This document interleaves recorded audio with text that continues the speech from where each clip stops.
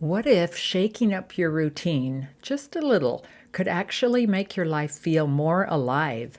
In this episode, we're talking about micro adventures, tiny everyday choices that add joy, energy, and meaning. Let's get into it. Hello, it's your friend Carolyn. I'm so glad you're here. How are you? I hope you're super.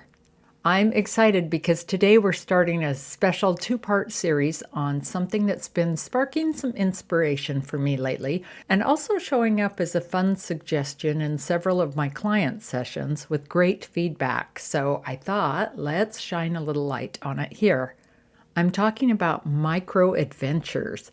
Today we'll explore the concept, and then next week in part 2 we'll dive into practical applications.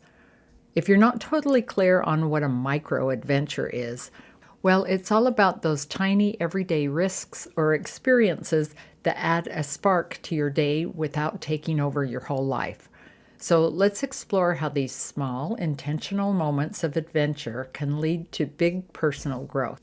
The term micro adventure was actually coined by a British explorer named Alistair Humphreys, and I fell in love with the concept the first time I heard it. Here's how I like to define it.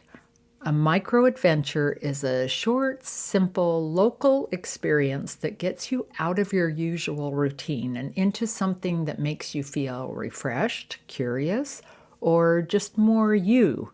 It's the antidote to autopilot.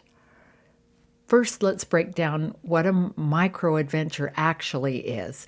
Think of it as anything that gets you out of your comfort zone just a little bit. It's not like climbing Mount Everest or launching into a full-scale home remodel. It could be something like doing a sunrise or sunset ritual in a beautiful spot, your own version of a seasonal pilgrimage. Or signing up for a class that's totally outside your usual interest, maybe like abstract painting or foraging or pottery making, or what about improv? Or even taking yourself on a solo day trip, just to see where your curiosity leads. These may seem like tiny things, but each little micro-adventure is a way of saying, I'm willing to try something new today. And that willingness is powerful because it starts to shift the way we see the world and ourselves.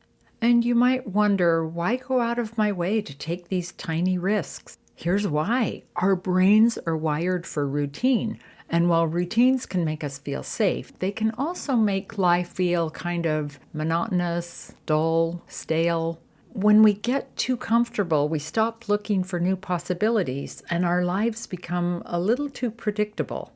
Micro-adventures are the spark that breaks that pattern.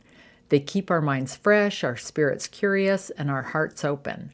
By stepping out of your comfort zone, you're creating space for new perspectives, new ideas, and even new connections. You've probably heard me say big doors swing on small hinges. Sometimes it's the tiniest shift that opens up the most exciting possibilities. A micro-adventure is one of those little hinges that can open a big door to personal growth. When I was in college, for a little while I drove this awesome vehicle called an El Camino. Anyone remember those? If you're not familiar, it's kind of a half station wagon, half pickup truck combo. Classic.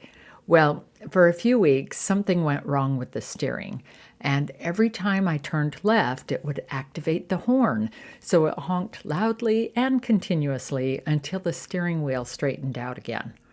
It was especially awkward when I had to pull in or out of the campus parking lot, honking my way through every left turn. I remember going to my boyfriend's baseball game during that time, and when I had to leave early for work, the only option to get out of the parking lot was, you guessed it, a left turn. I'm pretty sure I got the attention of everyone in the bleachers, definitely one of my more embarrassing exits. So what did I do until I got the horn fixed? I just started taking right turns only. I'd think it out in advance where I needed to go, and I'd try my best to get there only taking right turns. So I'd drive these strange winding routes everywhere I went, just so I wouldn't have to turn left and have that loud horn blaring for several seconds, especially in traffic. But you know what? It was kind of fun. I actually started seeing it as a little unexpected adventure.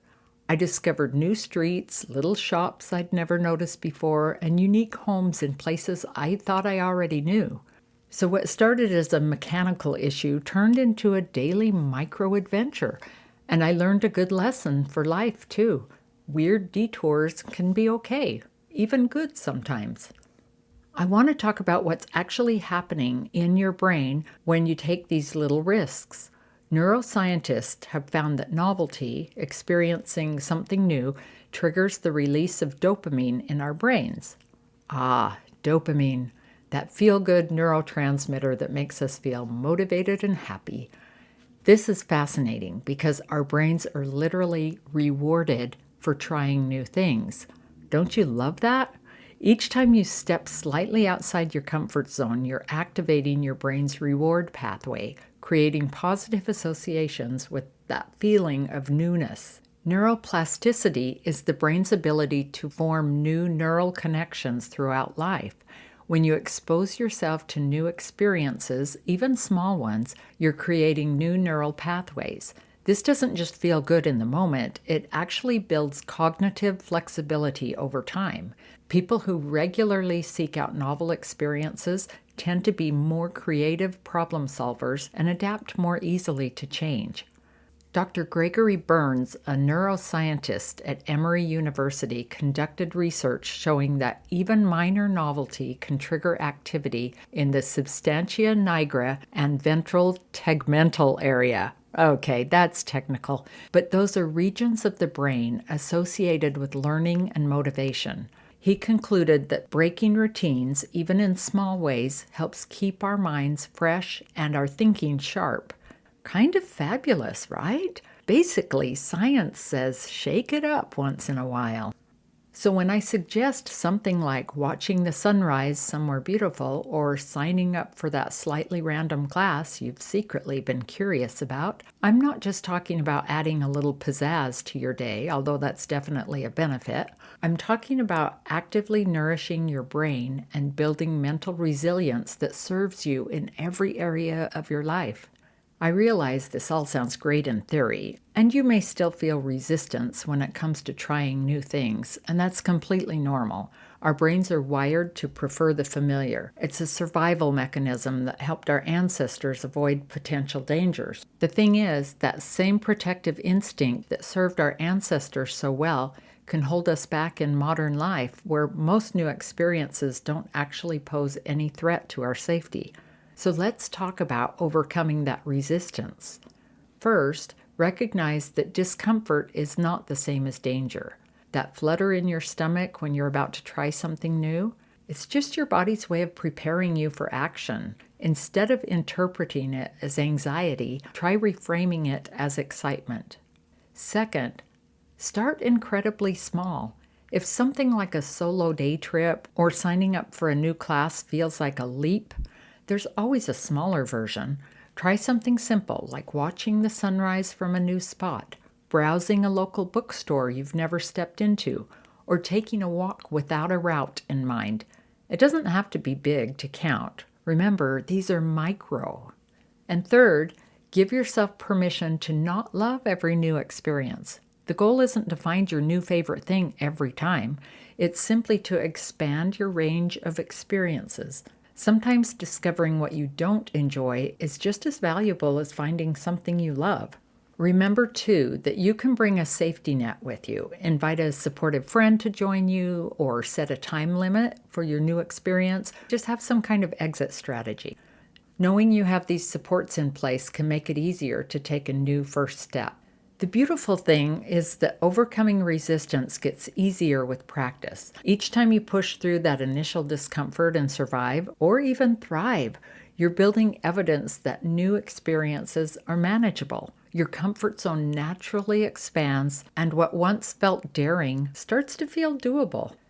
My neighbor recently told me that she was invited to a sound bath by one of her friends, and she had no idea what it was. And just in case anyone listening is not familiar, a sound bath isn't a literal bath. There's no water involved, and yes, you stay fully clothed.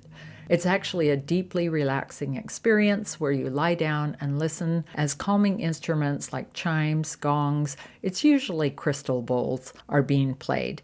The idea is that the sound waves bathe your energy and nervous system, helping you release stress and feel more grounded. They're actually very cool. So, back to my story, my neighbor felt skeptical, even a little reluctant. It was unfamiliar and she wasn't sure it would be her thing. But her friend talked her into it. Just an hour, just try it. And she went. And she loved it. She had a really great experience, calming, peaceful, and surprisingly meaningful. So she got the benefits of not only the sound bath itself, but also the quiet confidence that comes from trying something outside of her norm. It became an adventure in self-discovery, not just sound. She's already gone back at least once and is planning to go more. I've actually seen this same kind of thing over the years with so many people who come to me for an energy healing session. For a lot of them, it's totally outside their norm. Some, like my neighbor, were encouraged by a friend that they trust. Others have tried lots of other things and are just looking for relief in a way they haven't been able to find elsewhere. And sometimes they can't even quite explain why they're drawn to it. They just feel like it might be time for something different. And I always think how powerful it is to step into something that feels like new territory, not just for the healing itself, but for what it awakens inside of them, that willingness to explore, to receive, to grow. Sometimes the biggest shift happens when we say yes to something new, not because we know we'll love it, but because we're open to what we might learn along the way. And that openness, that curiosity, is really what this whole idea of micro-adventures is about. So, that's it for part 1 of our micro-adventures series. I hope you're feeling inspired to think about the small ways you might step outside your comfort zone this week. Or maybe stay inside your comfort zone, but expand it. In our next episode, I'll get super practical with micro-adventure ideas you can try and how different personality types can approach adventures, and I'll give you a specific challenge to bring more novelty into your everyday life. Until then, keep looking for the good, stay curious, and remember sometimes the smallest adventures lead to the best growth. And hey, if this episode made you think of a friend, I'd love it if you passed it along. Sharing a little light goes a long way. Thanks for being here. Have a great week. See you next time.